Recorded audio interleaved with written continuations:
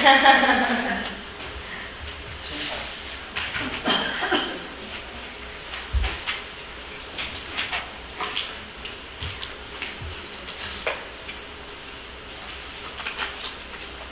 we're gonna start with chakras today.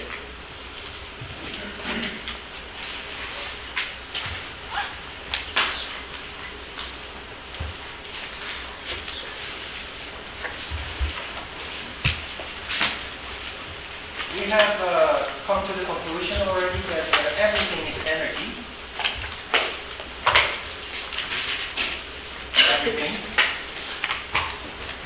Everything you do is energy, everything you think is energy.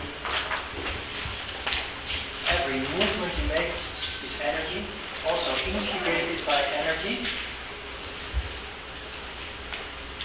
And the yoga point of view of how a human being functions is really very interesting. And it is really very sensible as well. If you understand how this works, that will be the start of your control of life. The start of your control of yourself. Your tendencies, your emotions, everything that always puts you into trouble.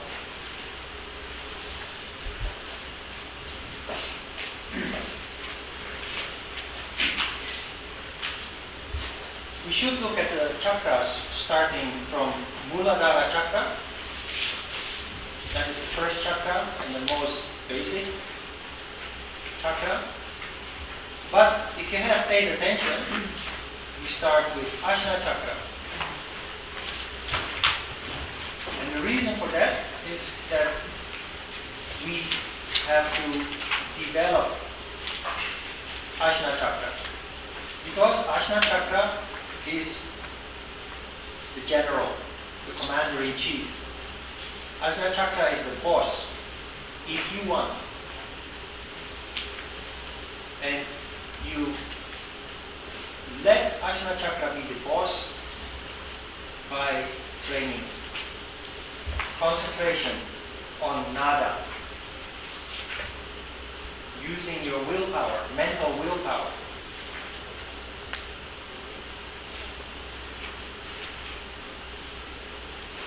I have explained last week already what chakras are. They are not pieces that you can cut out of your body by means of an operation, by means of surgery. They are simply bundles of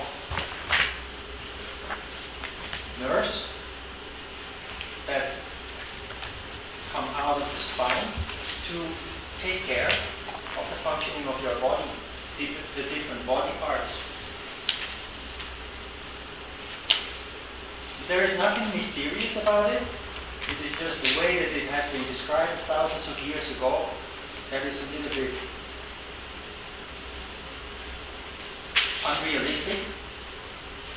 Because when you look at it and you do not use your intuition, you think, what the hell is this? Do I exist out of chakras? No, of course not.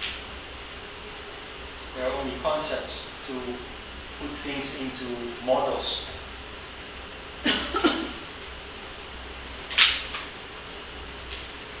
They are very obvious. The functioning of the different levels of your body are very obvious. You can feel that. And from today, also with the Kriya exercises, we will start discovering that. We will start becoming aware of that.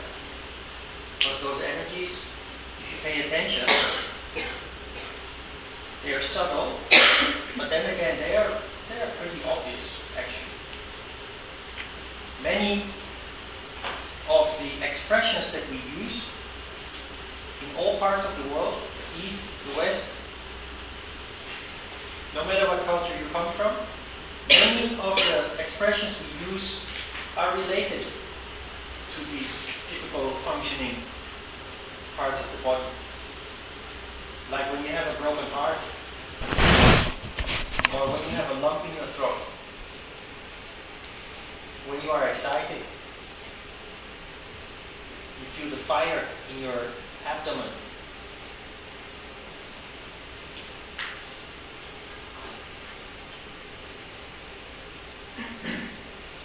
those expressions refer to extreme situations, like heartbreak, when your relationship has fallen apart. When you are very emotional and you cannot speak and eat and drink because your throat is blocked.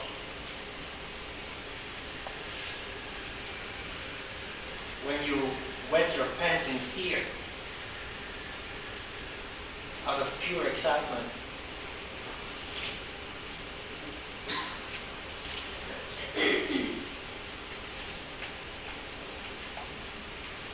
Most people, their function with the chakras is not balanced.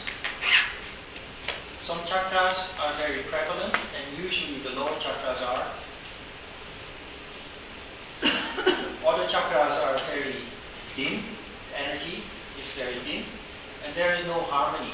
There is no harmony in individual chakras, but there is also no harmony among the chakras. And one of the goals of yoga is to start stimulating the chakras. We already do that with asana. We try to control also the functioning of the chakras, understanding yamas and niyamas.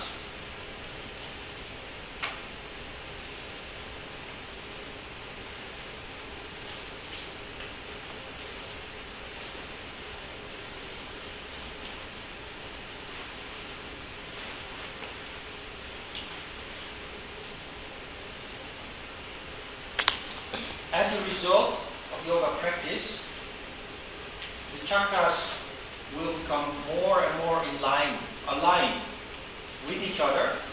They start functioning at the same kind of level. So there is not one chakra that is very strongly developed while another one is very dim. They become more and more aligned with each other. And not only they become more aligned with each other, there is more and more harmony.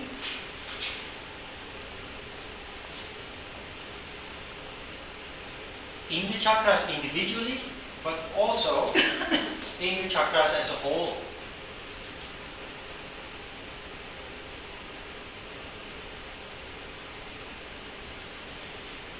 Most people have blockages because of past experiences, because of cultural dogmas, because of spiritual dogmas, because of taboo, because of trauma. We have blockages in certain chakras. And if those blockages remain many, many years, you will eventually get sick. And the disease will appear somewhere around the area where you have the blockage. And the first signs, for example, of blocked energy is stiff muscles. Stiff muscles and joints. People who are very stiff,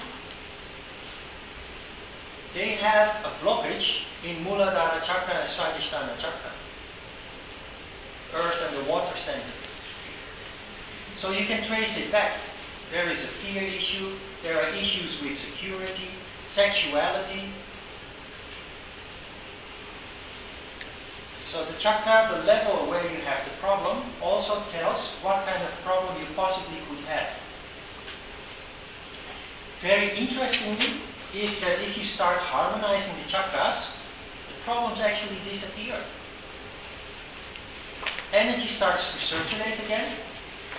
If the chakra is dim because of lacking energy and harmony, you increase the amount of energy in the chakra.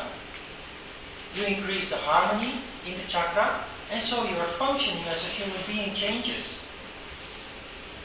People who are suffering from anxiety, fear issues, that is not something that you can solve by going to a psychologist or a psychiatrist. Simply increase the energy in that chakra, harmonize, and the fear issue will disappear with it. Incredibly as it may sound, but the fear issue occurred in the first place because of a tamas condition in the chakra. Because of lacking of energy and lacking of harmony, in the chakra. And that is the holistic approach of Eastern medicine. Everything in Eastern medicine, like acupuncture, massage, herb extractions, all these kind of things are designed to create harmony at a certain level in your body. And the symptoms itself is not important, other than that it is an indication of what your problem is, but the symptom itself is not treated. The origin of the symptom, the cause of the symptom, that is what needs to be treated. And that is an energetic issue. You have to simply restore energy circulation and harmony. Rather than going to a doctor and being dependent on outside influences for your health, with yoga you take things in your own hand. And doctors hate you for that. Because when you practice yoga for years and you understand what it is all about, you start understanding yourself more and more. And the next time when you have a problem that you can't deal with yourself, or you think it is very urgent, you go to a doctor, surely you are going to tell the doctor what you think is the problem. And they don't like that. Because they are the doctor and they feel their pride, their professional pride is being hurt if you sit there telling them what you think is the problem.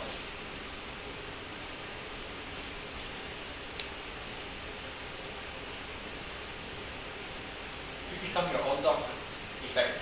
And because you use your intuition, you often know better than a doctor who can only guess.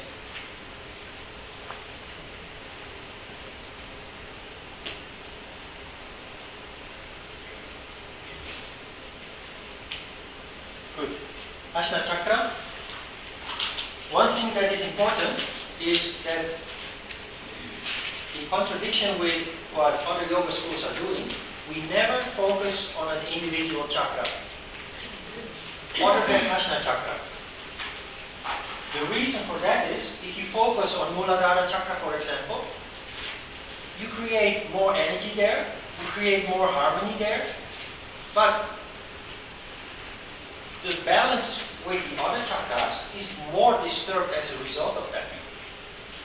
You cause more problems. So it is even considered to be dangerous to focus on individual chakras. You have to treat the chakras as one whole, as one unit. Now, how do you do that? You do that with Ajna Chakra. Hey, that's a magic. You have to use your third eye to see my drawing on the board. See that? This is your yogi test. I hate to use black, but... Lastly, I drew the chakras as they are located in your body, the energy fields. Today we will look at it only from this point of view, from your aura. So we forget about the crown chakra, we will talk about that later. So we start with Ajna Chakra, which lies in the center of your head. Every time when you concentrate on nada, you're basically concentrating on Ajna Chakra. Ajna Chakra is related to your mental functioning, intellect. Also intuition lies within Ajna Chakra.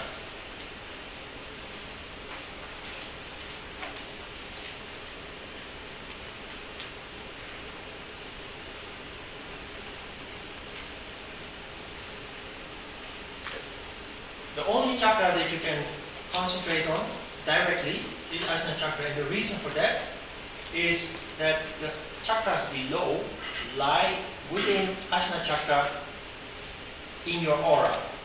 So you have Ajna Chakra, then you have Vishuddhi Chakra, the throat, then you have Anahata Chakra, then you have Manipura, Svadhisthana, and Muladhara.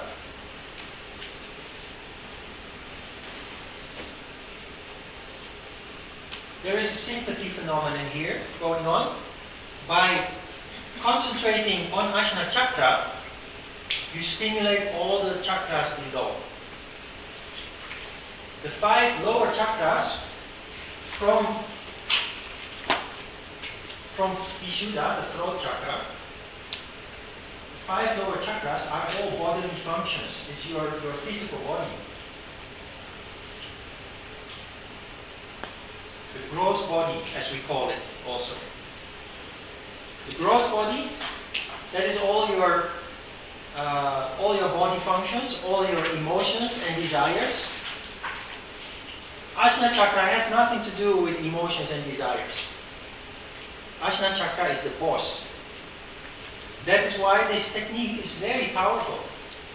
It is the only valid meditation technique, if you look at it. There are no distractions with objects that you focus on, for example. There are no distractions with music or movement meditation. There are hundreds, thousands of forms of meditation, but the only valid one is this. Other meditation forms are nice also, but they are primitive. This is the highway, so to speak. It is direct. It has a direct effect. And simply concentrating on nada stimulates all the chakras. It increases the energy in all the chakras equally, and it harmonizes all the chakras equally. And this is important for your balanced functioning as a human being. Starting with the chakras, starting with asana practice, you are stimulating the chakras, you are increasing your energy, bringing it up also, because movement is Shakti, is rising. And with that energy and that harmony that you have created as a result of your physical activity, you use that, you bundle that energy like a laser beam, concentrating on nada. That is why you have this order of practice also. To practice meditation first and then asana doesn't make sense if you understand this.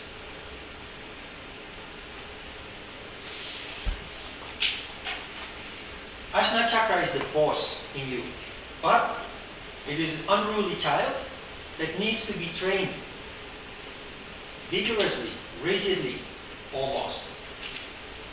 So it takes many years, it takes discipline, it takes practice, which, of course, we approach with the yamas and the niyamas as a foundation. So, although we talk about heart training, discipline, etc., there is non-violence, non-stealing, non-lying, contentment also. Contentment, very important issue that we have to learn to play with. Every time you find yourself in trouble, being unsatisfied with your results, being unsatisfied, dissatisfied with your ability to practice, every time you have to go back to contentment. Every time you have to start looking, thinking positively. It's better to look at what you can do than what you can't do. And unfortunately, the reality is that almost everybody, almost all people have a tendency to think in a negative way. So we have to nurture the ability to turn that around consciously. Every time you catch yourself thinking negatively, you sit down and you say to yourself, hey, what am I doing? How can I look at this from another point of view, from a positive point of view? That will be a huge relief in your life if you can make that switch. That is something that you have to adopt. That is a habit that you have to adopt. Every time you catch yourself thinking negatively, just turn it around. Look at it from a positive point of view. The glass is half full rather than half empty.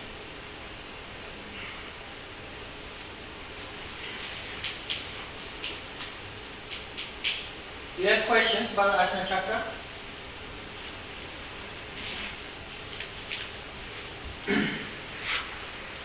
Does it stimulate the 7th chakra? Say again? It stimulates the 5 chakras below, but there's one more chakra above. Yes. Does it stimulate that one also? All 7 works at the same time? Yeah, well, the problem with most people is that the 7th chakra is not working. At all? Yes. So if we concentrate on Ajna Chakra, the 7th chakra is heaven. That's paradise. 7 Up. You know the drink? In Korea it's called cider. In Holland it's called 7 Up. 7 Up is this. No, sure. Yeah, but That comes from here. It's the 7th chakra, 7 Up, 7th heaven. All cultures in the world, also in ancient times, or especially in ancient times, knew about this. And if you function in that chakra, Sahasrara chakra, you are in fact a divine being, or enlightened, or whatever you call it. But in most people, all the energy is below the diaphragm. We are like animals, living, following our instincts. Surely at this time we live in an age that people go to school and receive a lot of education, so we do have a lot of emphasis on the mental functioning, intellect. But then we have the problem that people become too mental. As a result, their physical body is deteriorating. So we become weak, we become sick, all kinds of things, but we are very clever, we are intelligent. Now the next step, and the clever step in yoga, is to use that intellect to train the mind to make the whole body healthy. And the 7th chakra is only possible to start functioning from the 7th chakra when you have healed everything below it. So slowly but certainly you will start to connect with Sahasrara chakra, the crown chakra. But by concentrating on Ajna chakra? That is the instrument, yes. That is the key. So you increase energy on physical level with asana, you refine with energy control, which we have not done yet, and concentration, meditation, contemplation, you refine and strengthen that the amount of energy, so quantity-wise and quality-wise, amount of energy increases, the speed of the energy circulation also accelerates, and there is more and more harmony, and as a result you get an integration of the body, the mind and the soul. That is this. Many yoga teachers walk around in their class, they let their students do all the work, and they walk around in the class and they say, do your best. Connect the body with the mind and the soul. And then you ask, what does it mean? And they have no explanation. It just sounds nice, it sounds mysterious, it sounds interesting. But they can't explain how you do that. This is how it works. Many people, you can conclude, are not integrated in their functioning. They're either too physical, at the time that we live in, most people are too mental, but there is no integration of the 3 parts, and yoga leads to that integration. So your physical body becomes strong and healthy, free from disease. Your mind, functioning, psyche, becomes healthy, free from mental disease, which there are many also under the skin, and you start developing what we call soul consciousness. Soul consciousness is functioning from Ajna Chakra. Living from the heart, you can call it also. Living from the heart is soul consciousness.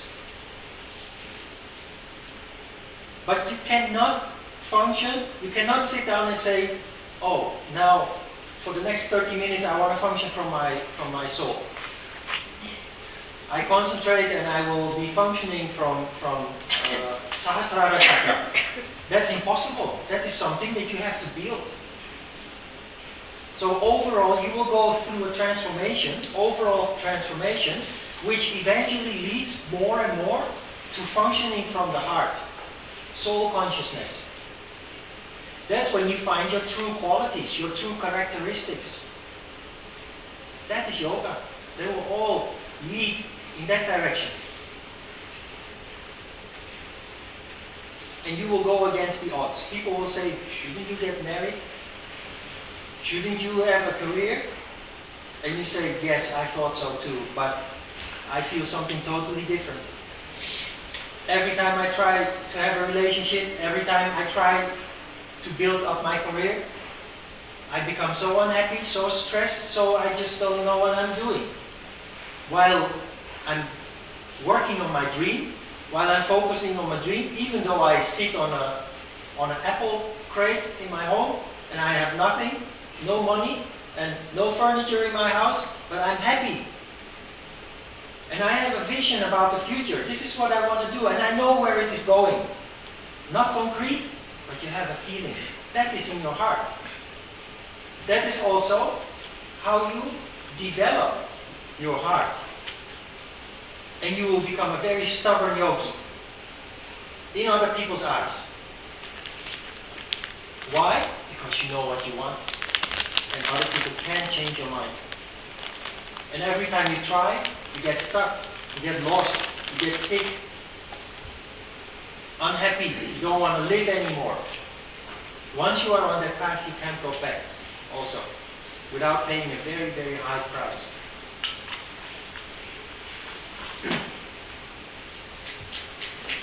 So Ajna Chakra is instrumental in all this. Ajna Chakra is the switchboard, is the control, is the boss. But you have to develop Ajna Chakra by developing discipline in controlling the mind. It's very powerful. Every time when you read in the handouts that I sent you, there is something about Om. You have to sing Om all day, you have to pray Om all day. That is nothing else than simply concentrating on nada. That is not something stupid people do, sitting, chanting Om all day, or that is not what it means. It means keep yourself centered in nada, because nada is your center. It is your center of power, really. You will see also as a result of your practice over the years, nada will always be with you. It keeps you connected with Sahasrara Chakra. As a result, you will have inspiration. You speak with passion when you teach, for example. And people listen to you because it matters what you say, rather than that you read from a book something dry theory which you don't even understand yourself. That is a big difference. Every time you read about devotion to Om, chanting of Om, praying of Om, this is what it means. That is nothing religious. It simply means keep yourself centered in nada. And if possible, I almost beg you, make some time for it every day. Concentrate on nada. It has direct effect, direct result. So nice that you become addicted to it.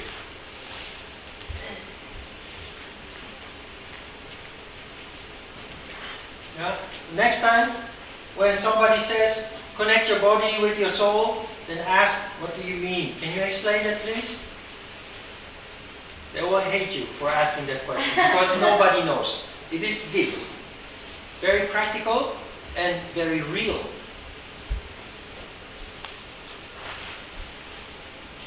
When you concentrate on Ajna Chakra, you can feel the acceleration of energy occurring. But everything is energy. If you have many thoughts and you don't bring that under control, your energy is scattered. There is no concentration of energy. You will not feel that increase of acceleration of energy. But those of you who have experienced this, you sit there and you feel your head is becoming bigger. You are immersing yourself in a buzz. It feels like being sucked up. It is very nice, very intense. Even if only for a couple of minutes. That is that concentration of energy that is occurring, and the intensity is what you feel, what you say as being intensity is in fact the acceleration of your energy circulation. Very nice. You just have to make time for it. Not only very nice, but very, very powerful.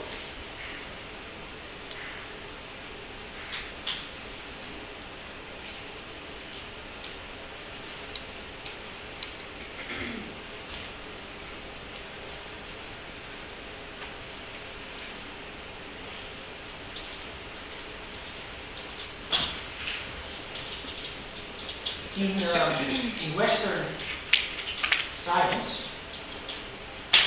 we think that we just have a brain and that's all. That is our mental functioning. In yoga, we have in fact four entities that make our functioning.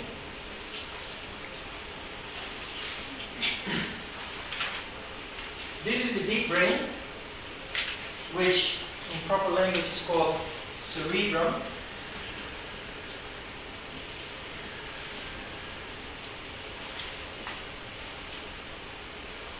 And the cerebrum is responsible for all the functioning of the organs, the movement. The cerebrum gives the signals to body parts to move, to function, to do something. That energy, you have to look at it as a computer with cables that go to auxiliary equipment. And that energy you can feel. And that auxiliary equipment that is spread over the body, and there where that bundle of cable comes out to control the functioning of the body parts, that is what we consider to be the chakra. All that functioning takes place here. You have at the base of the skull, or at the base of this big lump of the brain, you have a small lump of the brain. In Dutch we call it big brains, small brains. It's called cerebellum.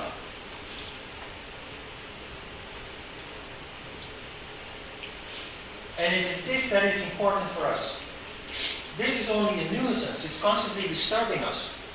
This is giving so much input that we are constantly busy, which you didn't know until you sat down, closed your eyes and tried to be silent, and you notice that there is such an enormous amount of thoughts chatting all the time in your head. The fact that you have all that chatting going on means that all the energy is concentrated here. In the cerebellum, though, is your intuition. And that for us is the most important. Intuition, intuitive living, living from the heart. That is the battle between the head and the heart, is actually the battle between the cerebrum and the cerebellum. The cerebellum, intuition, is always right. The mind is only telling you something that you have learned by conditioning, by theory, by studying, from your culture. But there is a very tiny voice inside you that we most of the time ignore, that gives you insight and tells you, goes beyond conditioning and culture and everything else, education. But the problem is, when we are faced with some issue, some problem maybe, we often do not know which voice is intuition. And so we are in doubt. And we try to rationalize, and we rationalize again based upon our conditioning, and so we make a lot of mistakes. If you are capable, and by trial and error, and simply by training and putting more and more emphasis on the cerebellum, intuition, that voice will become stronger, but you will also become more confident in distinguishing when you get information from the intuition. And then you overrule what the cerebrum is telling you. Why am I telling you this? Because all the energy is concentrated here, It cannot be here. That is a natural law. By concentrating on nada, you take the energy not away only from the lower chakras, emotions and desires, you also divert the energy from the big brain to here. Because nada is here. And so you reduce activity in the cerebrum, the big brain, and you increase activity in the small brain. And so little by little, over time and practice, you increase intuition. And you become an intuitive being. More, or rather, than an intellectual being. Intellect is not bad, but the intellect should know its place. It is subordinate to the intuition. While in most people, the way people function, it is superior. It is overruling everything. Even emotions and desires, to the point that we make ourselves sick because we oppress things, for example.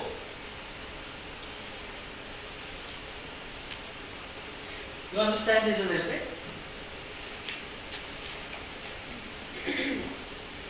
So when you concentrate on nada, every time actually when you are silent, energy is more directed here. And so your intuition will become stronger, and the intellect is only there to make sense out of the information. The intellect is the intellect. It makes sense out of the information, but it's not the boss. It is not the seer. It's not the all-knowing entity in you. The all-knowing entity in you is here.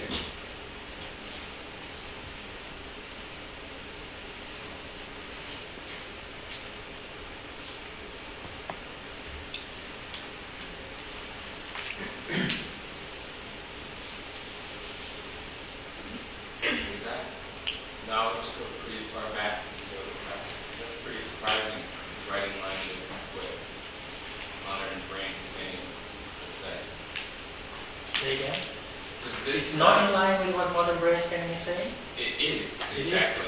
Oh yes, very remarkably, in the past 15-20 years, Western science and Eastern philosophy come together.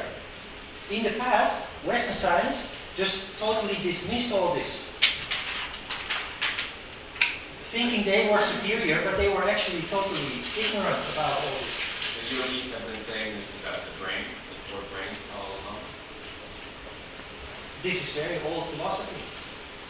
And I think even in the West, we have known this until we started rationalizing everything with the French Revolution. Education is good, but if you overemphasize it, then you end up in a situation that you are very limited in your vision, in your view, because everything you don't see doesn't exist. That is basically what it came down to. But there is a very interesting synergy occurring now between Eastern and Western science and philosophy. And you see that in quantum physics, for example. Quantum physics is yoga. Look at those programs on the Discovery Channel or what have you, History Channel, Science TV. Look at those programs where they talk about quantum physics and related things. You know, you can so easily see that the people, because quantum physics is also something that you cannot put in statistics, it's a little bit like yoga, you have to use intuition. Look at those people's faces when they talk about it. Their eyes are full of fire. They're so, they look young and radiant and so much energy coming from those people and so much enthusiasm. Huh? And what they do always in those programs is they invite also people who are against those theories, the skeptics.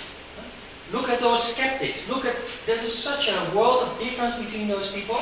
The skeptics are totally blocked. Their energy is totally blocked. They don't look healthy. There is no sparkle. There is no enthusiasm. They just deny everything they can't see. And using my intuition, I can feel exactly what those people explaining quantum technology, quantum physics, their knowledge is based upon deep, deep insight, intuition.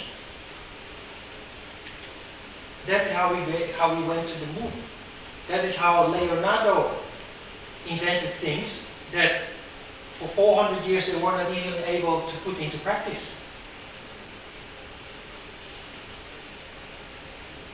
look at the energy. See how those people function. See the difference in how those people function.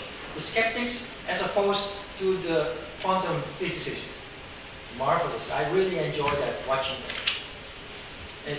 There's a movie, it's called What the Bleep?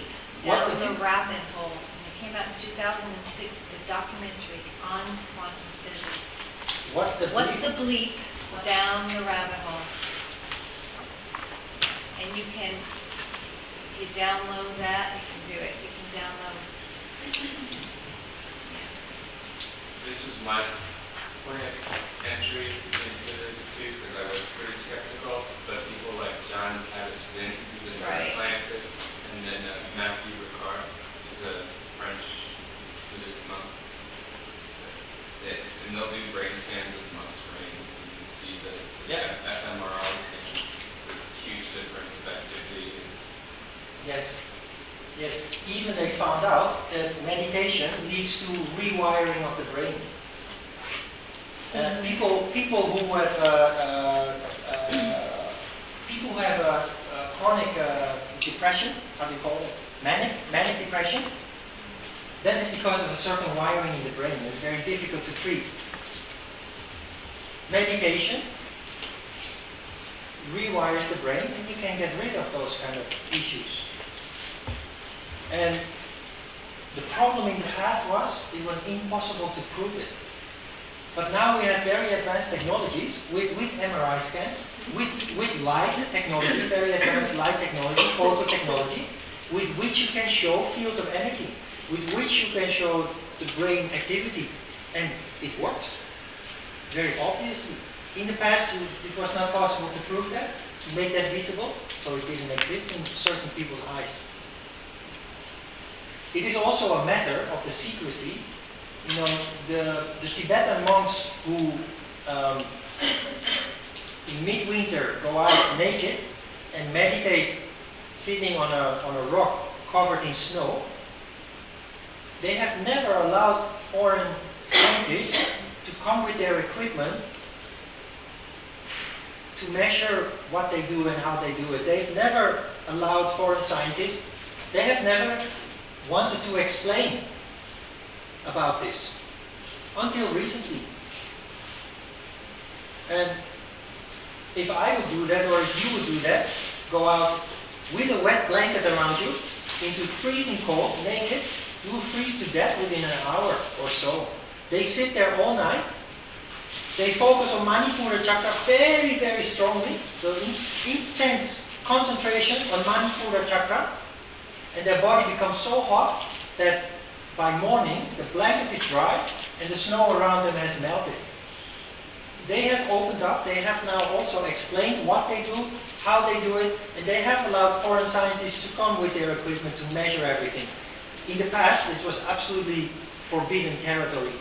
They have always refused to open up, like many other of those kinds of communities doing those kind of mysterious things. They have always refused.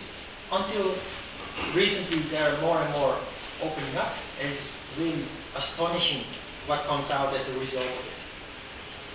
And that also is the proof of the incredible power of the mind. What they are doing, going out there, sitting with a wet blanket. So those are Tibetan Tibetan? or Nepali? Yeah. You can see more practical examples too when people who don't have trained minds try to set themselves on fire for political demonstrations, a lot of those done in the past. And obviously there's something that deeper in your brain that can't take it, and people start running around until they die, whereas the original examples would sit sort of calmly because of this control, at least for them. Yeah. I wouldn't advocate setting yourself on fire. That's a big, that's the final test. Is that a final? Yeah. No, the final test is to go into the forest and to meet the lion or the tiger. And if you are totally non-violent, the tiger will just sniff and turn around and walk away. If you fail the test, you don't have a second chance.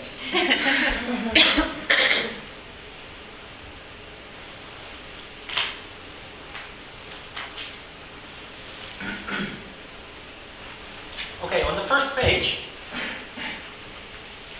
you see that there is a description of what the chakra does, or how actually your functioning changes when there is sattva, rajas, and tamas. This is important. Because if you understand this, you can change your condition. When there is tamas in the chakra, and most people are suffering from tamas condition, it leads to inertia. It leads to condensation of energy. It leads to negativity.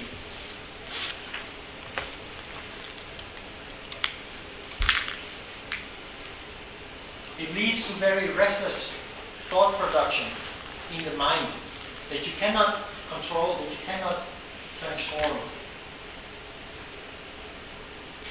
That is the situation most people are in to some extent.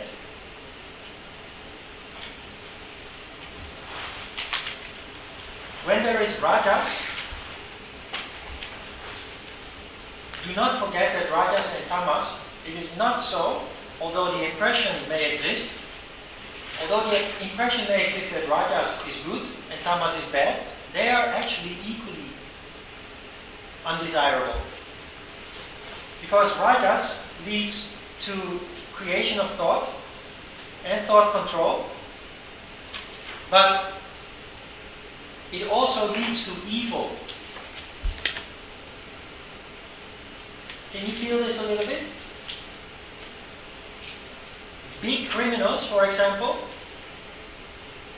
they have a certain control, like all managers in big companies. Also, big criminals have developed a certain control. But because there is too much rajas in them, they come to evil deeds. They are wicked in their planning of events. And so they become big criminals, very often under the influence of stimulating drugs, which causes rajas in Ajna Chakra. So also undesirable. But if you look at the situation of tamas being dominating, it is better to add rajas. And from that rajas, you try then to come down to sattva. And when there is sattva, in Ajna Chakra, the cerebellum becomes quiet, making room for the cerebrum. No, the cerebrum becomes quiet, the big brain becomes quiet, making room for the cerebellum to function more strongly. When you are in sattva in Ajna Chakra, you are contemplative, observing. This is only possible. Contemplation, daydreaming, realizations, understanding the essence of things by reflection. This is only possible with the sattva condition in Ajna Chakra. You understand that? If there is tamas, there is simply condensation, there is no creativity, there is no insight. If there is rajas, you are too mental, creating thought. When there is sattva, there is silence in the big brain, and you become one with whatever it is that you're contemplating on. So you connect with a problem or with an object, and by doing so, in sattva, because this is only possible in sattva, you deeply understand the essence of something. That is also when real studying starts. That is when you make whatever it is that you study, you make it part of you. It becomes part of you. You integrate that into your life. When you talk about it, you know what you're talking about, and you talk about it very deeply. So there's no superficial level or theoretic talk that only gives people a headache, but go to the essence of things and it starts making sense, everything. But this is only possible with sattva. So if you understand this, and you find yourself in a situation of either tamas, that you are negative and depressed and just not good feeling in your skin, and you have to increase energy. And the simplest way to do that is to go out and make a long walk. The yoga way to do that is, of course, to practice asana and then meditation. If you're cold, turn on the heaters. Yeah? So understanding this, the three different conditions in the chakras is very important. In the other chakras you will see also that this will come back. What do you do if you're in a state of, so if you're a tamas, you should maybe go for some asana and try to meditate to achieve sattva, but if you're in a very rajas state, how is the best way? You have to sit down and be quiet. You simply have to listen to nada to come down from your rajas condition. Rajas is addictive. That is how addictions come into being. And this is a problem. People who are workaholic, they don't love their work so much, although sometimes they do, but they like the rush of rajas that they generate by being engaged physically and mentally in their work.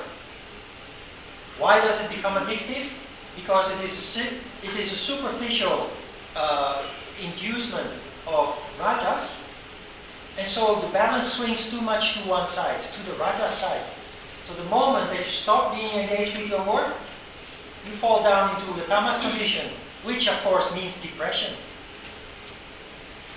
So people who are addicted to something, when they are not using their object of addiction, they become grumpy and depressed and feeling bad. And so workaholics, they quickly want to go back to their desk and start working again, because that will elevate their shakti and cause that rush, basically, that they find so pleasant. So you get a terrible swing movement going on, and that is characteristic for people who are addicted. Any addiction. It can be work, but it can be eating chocolate, drinking coffee, heroin, cocaine, alcohol, sex, everything that leads to addiction leads to this tamas rajas swing up and down. You understand that? So you have to break that. You have to break that cycle of swinging up and down between tamas and rajas and try to become more and more sattvic, more and more harmonious. Then the object of your addiction will... Addiction in Dutch is literally translated as enslavement. And that is, you become a slave of your work, or the chocolate, or the alcohol. When you are sattvic, you throw off your chains, your shackles. You can still consume your work, or your chocolate, or your alcohol, or even sex, but you are the boss. You are not enslaved anymore by that object or subject or action. And this is important in yoga. You will become the boss over all these kind of tendencies and urges as a result of your increasing sattva. In a very natural way, without having to become a member of AA or other help organizations, in a very natural way, you will shake off your addictions. You will take control of your addictions. Very interesting. Does the practice of yoga create more rajas, or because in the past you've talked about it being kind of a sattvic force, something that creates balance, or is that only because most of us exist in a tamas condition? Yeah, because we have a tendency towards tamas. Yoga is in the first place creating rajas. But in a measured way.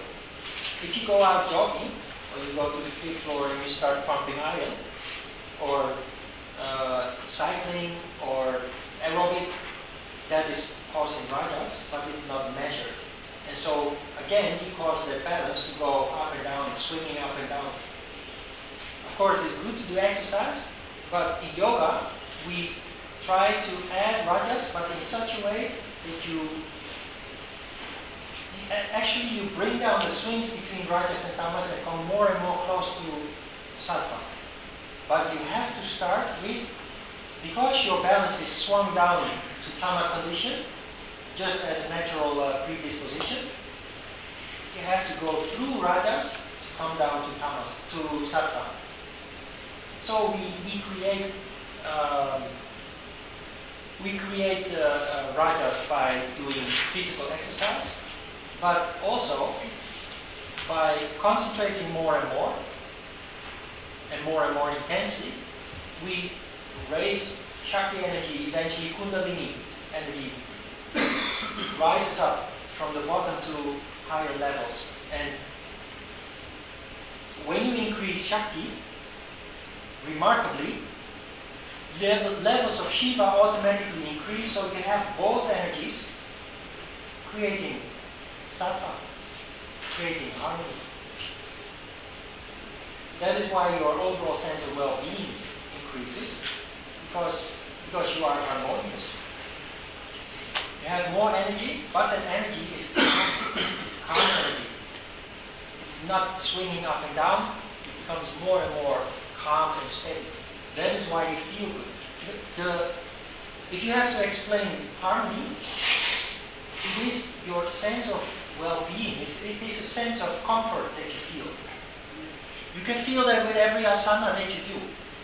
That is why asana practice must be the way that we do. One exercise, little rest. Standing, sitting, or lying down, little rest. And during that little rest, you feel the energy that you have generated as a result of your physical action. You feel that energy settling down. And because of the nature of the exercise, standing still, that energy is harmonious. And you say, wow, this is nice. And you let it settle down. And then you go on to your next exercise. So if you have to explain sattva, harmony, it is a sense of well-being. It's a sense of comfort.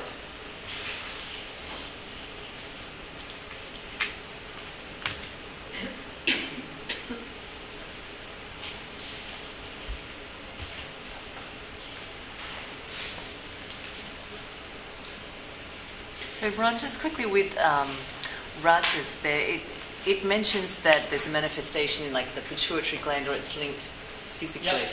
So for those people that have things like pituitary adenomas, or they're not functioning, then could that possibly be related to this, or is that just an indirect link? Yes, thank you for that question. A very interesting phenomenon occurs. People who have a brain tumor, for example, they have surgery and parts of the brain are being removed where the tumor is found. And with some people, very remarkably, they develop incredible psychic powers.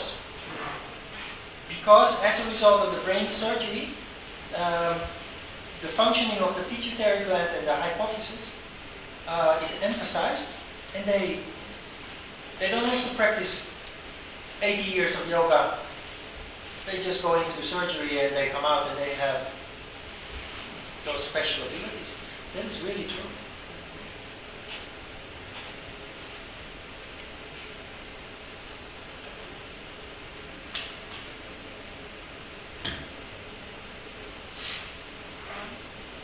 Yep. You were saying that doing asana is a regulated, creates rajas in a moderated, regulated. If you practice asana in the correct way, if you do an asana, you stay too long. In the same way that we practice in the gym, do exercise in the gym. If you stay too long in asana, not respecting what you feel, shaking muscles, exertion, pain. If you stay too long, then you create too much rajas, and when you're done with your exercise, you are restless. Because I'm a runner, and Yeah. I can almost say that's an addiction for me. Like Yes. I need it Yes. to do it in the morning. And is that possible that it can be almost, it can give me too much rajas and it can be more harmful than good, even though I feel good when I'm doing it? Yeah, well, I have done a lot of jogging in the past. I've done a lot of hard training also, ridiculous. That makes very restless. Jogging itself, not, because jogging leads to a trance that is similar to meditation, but there is a Shakti generation. But you know, it's a little bit difficult, this issue, because if you look at people who jog and people who don't jog, people who jog are healthier and also have a tendency to more spirituality, because overall their energy level is better. And although they create Shakti with their activity, it is still better than those who don't. So that you have to follow your feeling in that sense. Because as long as you feel that urge to jog, give in to that.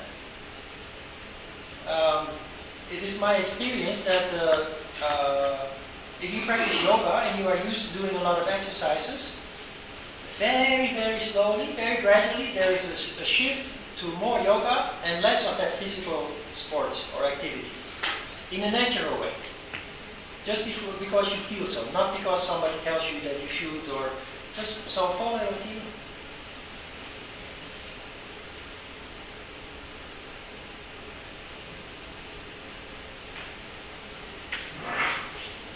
In the morning, I sent you this pregnant through prayer.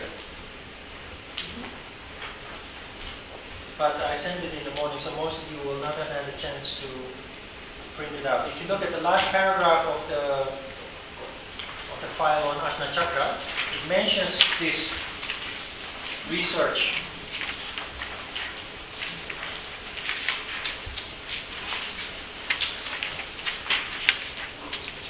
When you develop Ajna Chakra, energy in Ajna Chakra, and you become more and more strong in that respect, you can project your energy. And this principle is used to heal. To heal with energy. Yoga, as a result of the yoga practice, you heal, you become more harmonious, your energy is more harmonious. You can use that, project that in other people, and use that energy to heal other people. That energy is also responsible for your connection when, for example, you think about somebody and you contemplate calling that person and the telephone rings. It's that person. You say, hey, how is it possible? I was just thinking. I just wanted to pick up the phone to dial your number and you are calling me. You have received, or that person has received your thought subconsciously. And as a result, there is no coincidence. This situation is not a coincidence. It happens all the time. This energy is responsible for that. And if you read the article, it is actually very cynical. Because it was a research project, which they did with a laugh and a wink of the eye. Well, let's just try. But they are scientists, and most scientists are skeptical. And they set up this project. They had 109 in Korea. It's done in Korea, in the child hospital. They had 199 women, which they divided into two groups. Child hospital is a hospital mainly famous for IVF treatment. Women who can't become pregnant, they go there, and they have in vitro fertilization treatment. So they divided the group in two, and they asked people to pray for them. They asked one group of Christians in the US to pray directly for those people. Then they asked another group in Canada to pray for the people, praying for those women wanting to become pregnant. So the people in Canada prayed to support people in the US. And then the third group in Australia was also asked to pray for all those groups to support even more. And the results were really astonishing, because out of the group for which was not prayed, only 25% became pregnant. The other group, that number was double. 50% of women became pregnant. And they had expected a very small variation, like a couple of percentages, couple of percents. And it was just too obvious. And because they are scientists and they are skeptical, they actually muffled it away, and it ended up, I found it in a Dutch magazine and translated it into English. Why? Because the scientists are so scared to taint their reputation with a research project like this, which you cannot solidify, you cannot make concrete, although the numbers tell everything. So the tone of the article, and I try to keep that tone in my translation into English, very skeptical, cynical even. Yeah? But although you don't really feel something, that energy is there and it is having an effect. That's why I sent you this, and I refer to it in the handout on Ajna Chakra, because there are many things that we don't feel, that we don't really notice clearly, or not at all, but it is working. It is, the energy is there, is out there doing its thing. And as a yogi, when you understand that also, it is becoming your responsibility, your duty in life, to start using your energy in a positive way. Why? Because you know that negativity and negative energy always affects others. And you don't want that. As a good, willing human being, you don't want that. So you have a duty. And if not, if you don't keep that duty, you become so sensitive that whenever you are negative, it bounces back to you. Directly. As a sensitive being, the more sensitive you become, the stronger this natural law becomes. You do wrong, it bounces back to you with a vengeance. So you have no choice. You really don't. Do you believe in healthy skepticism? Yes, absolutely. And I want you to be healthy skeptical. Absolutely. Because I could see myself shrugging off that if it was from the conservative, right-wing Christian group from the South. It's easy to sort of punch. It's an easy target, right? But it's like, they've done their studies to do something similar. Yes. But healthy skepticism is based upon intuition. So if something doesn't make sense, you feel that. You feel that the energies are not connecting, so something must be wrong. And then you investigate that. You let your intuition go over it and you come to a conclusion. But that is totally different from the normal skepticism, or the skepticism that we call skepticism. That immediately dismisses everything that is it's not possible to prove in concrete terms. Yes, as a yogi you will become healthy skeptical because you develop common sense.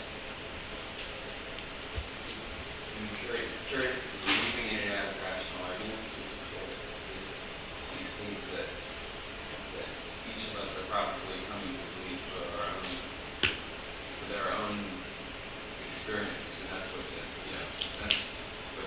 brings me back here. I can see the difference in my life. Yeah. You know, the difference is if you are just skeptical, you are not open to anything. If you are healthy skeptical, you are open, and then you judge it on its merits. And that is a big difference.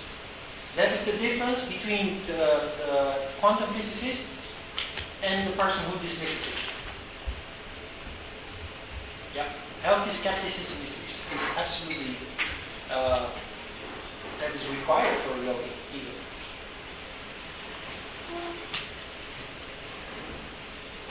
Okay. Other questions? No? You said that when you first work on Ajna Yeah. Chakra, Yeah. you said see trouble, but I was wondering if that meant like feel, like what were you talking about with like when you first start working on it, like what you're going to experience, and then you said in the later stages you feel like you're full of light. Yeah. I was wondering if you could explain that a little bit better. What? Explain What? what? Like what you're trying to say there with, like when you're first working on it, what do you mean? Like that Which you're gonna, paragraph? oh, sorry, the last paragraph on the first page, Yeah. that kind of runs on to the second page. Ajna Chakra has two petals and has the color of the moon. When you work on Ajna Chakra, you first see trouble. Like when you steer a clear pool. Is that the paragraph? Yeah, absolutely. This is one of the diseases of the disciple. When you start meditating, you will first become very much aware of everything that is going around in your mind.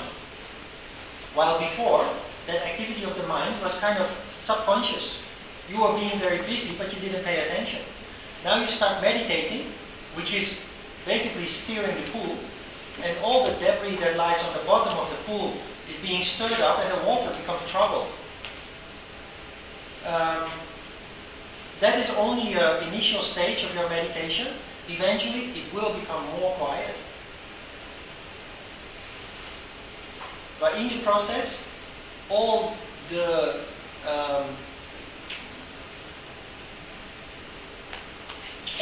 ballast that you were carrying before comes to the surface, and you deal with it consciously, and then you discard it. So all the debris that is being stirred up, you one by one you'll get rid of it simply by going over it consciously, and you either keep it because it's valuable, or you dismiss it, you throw it away because it is not in line with you. Yeah. So the bright light that occurs is sattva in Ajna Chakra, and some of you have mentioned this already, that when you concentrate on nada, and that nada concentration becomes rather intense, that you start to experience light in and around the head. That is this. That occurs when there is sattva, which is only possible when the brain activity is at a very low level, when it is quiet inside. Yeah? Yeah? You mentioned specifically the type of energy that comes from the Ajna Chakra. All of the chakras have a different type of energy. So can you explain what's the difference between that kind of energy? We will come to that. Okay. On that note, So that energy of Ajna Chakra is Sukshma Prana. Yeah. So when we discuss in the afternoon Muladhara Chakra, we will talk about Apana Prana. So I will explain. Yeah. why is it that there's no element or energy or action for 7th chakra and no element or action for the Ajna Chakra?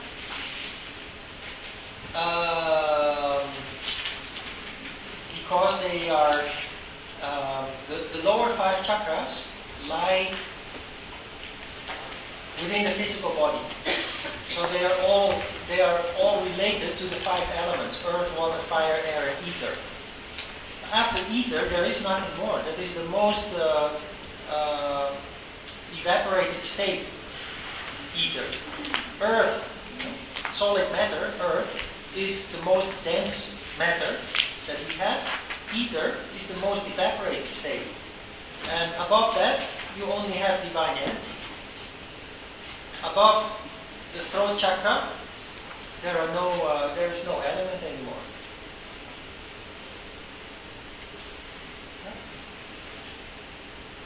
Okay. 5 minutes break. Short. Before we start. I think it's possible to actually use the restroom here on the third floor. But don't disturb the water.